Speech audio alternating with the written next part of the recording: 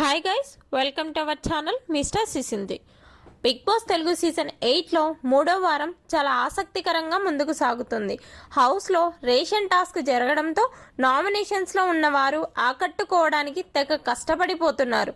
3వ వారం ఎలిమినేషన్ కోసం 8 మంది ఇంటి సభ్యులు నామినేషన్స్లోకి వచ్చారు.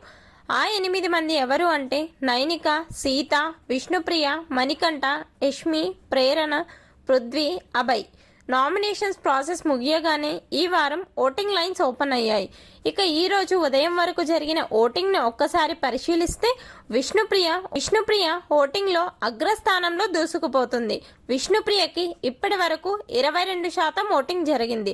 విష్ణుప్రియ హౌస్ లో చాలా కూల్ గా కొనసాగుతుంది. ఒకరిని ఒక మాట అనకపోవడం, ఎవరితో గొడవలకి పోకపోవడంతో విష్ణుప్రియ పాజిటివ్ ఓటింగ్ తో కొనసాగుతుంది. ఇక రెండో స్థానంలో మణికంఠ కొనసాగుతున్నాడు. మణికంఠకి ఇప్పటి వరకు 18% ఓటింగ్ జరిగింది. మణికంఠ నామినేషన్స్ తర్వాత కొంచెం నెగిటివ్ అవుతున్నా కూడా మణికంఠ రెండో స్థానంలో సేఫ్ పొజిషన్లో కొనసాగుతున్నాడు. మూడో స్థానంలో ప్రేరణ కొనసాగుతుంది. ప్రేరణకి 11.3% ఓటింగ్ అయితే జరిగింది. మణికంఠ సంచాలకుగా చేసిన టాస్క్లో మణికంఠపై ఫైర్ అవ్వడంతో ప్రేరణకి కొంచెం ఓటింగ్ తగ్గిపోయింది. ఇక నాలుగో స్థానంలో సీత 11.2% ఓటింగ్తో కొనసాగుతుంది. ఆ తర్వాత ఐదవ స్థానంలో నైనిక ఉంది.